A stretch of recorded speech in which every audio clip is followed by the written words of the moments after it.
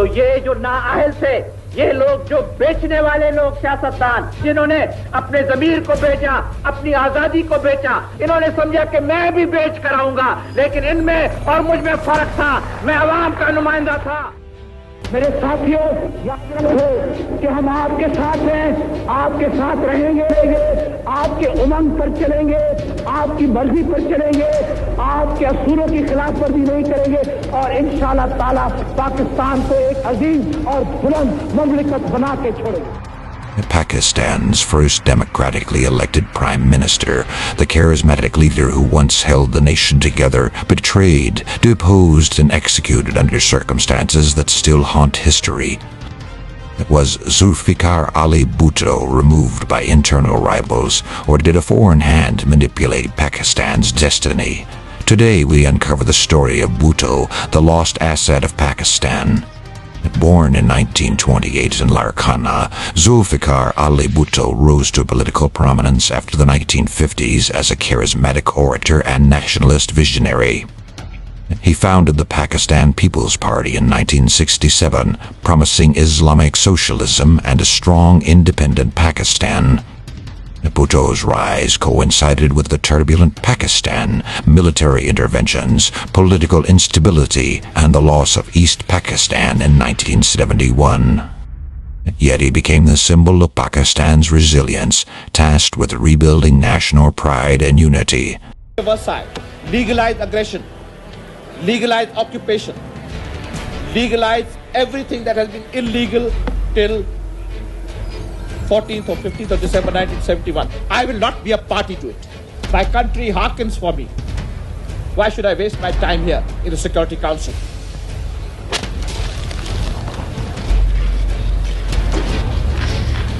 In 1971, Bhutto became the president and soon after the prime minister of Pakistan.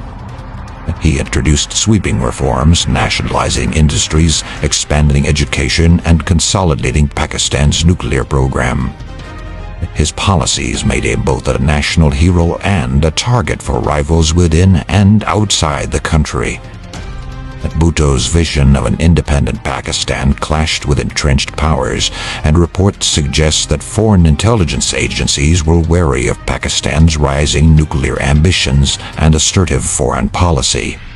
In 1974, during Zulfiqar Ali Bhutto's tenure as Prime Minister, Pakistan's National Assembly passed the Second Amendment to the Constitution, officially declaring Ahmadis, Qadiani, as non-Muslims. Bhutto's government faced intense political pressure from Islamic parties and public protests, particularly from Jamaat-e-Islami and other religious groups.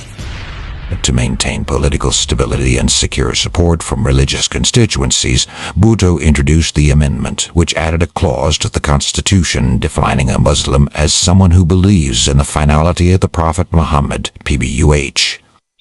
The amendment formally excluded Ahmadis from being recognized as Muslims, which had lasting legal, social, and political implications in Pakistan.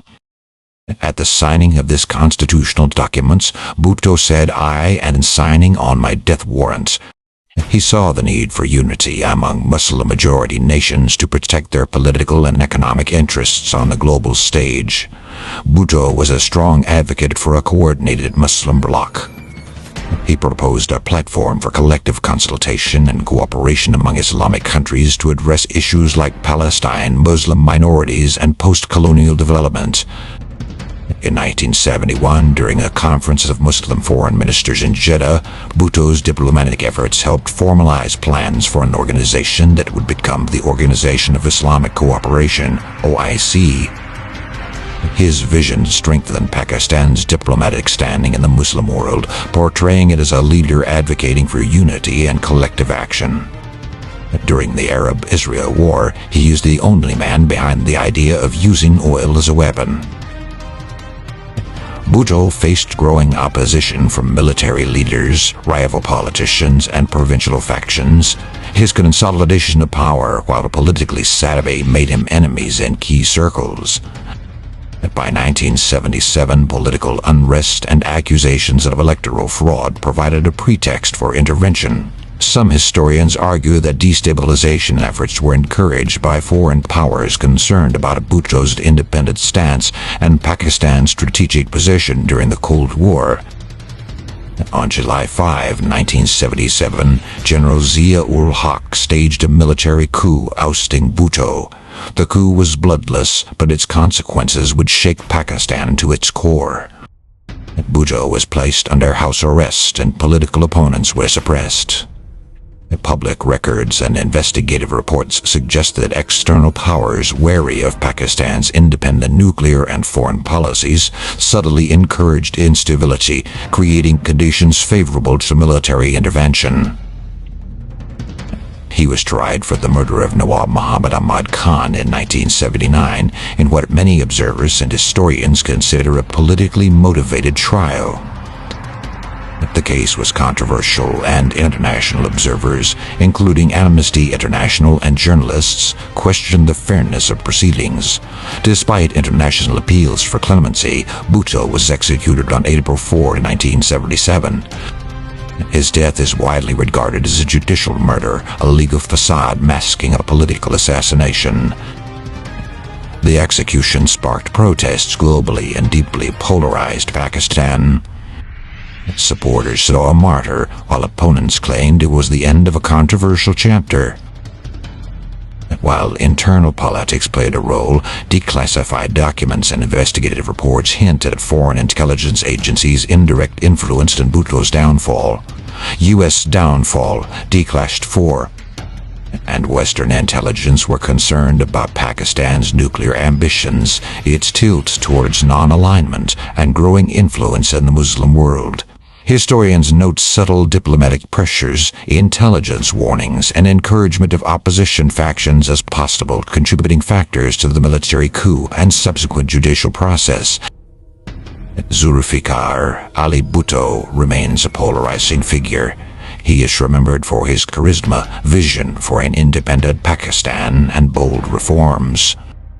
Yet his downfall serves as a cautionary tale of political vulnerability, judicial manipulation, and foreign interference in sovereign affairs. Modern Pakistani politics, from the rise of Benazir Bhutto to current PPP strategies, continues to be shaped by the shadow of Zulfiqar Ali Bhutto. Bhutto's story is one of ambition, vision, and betrayal, a leader who dared to challenge internal and external forces, only to be cut down by a combination of political rivals and foreign meddling. History remembers him as the lost asset of Pakistan, a figure whose life and death continue to influence geopolitics to this day. If you want to explore more untold stories of history, covert operations, and global power, subscribe to World O'Clock and hit the bell icon. Join us as we uncover the forces that shaped nations,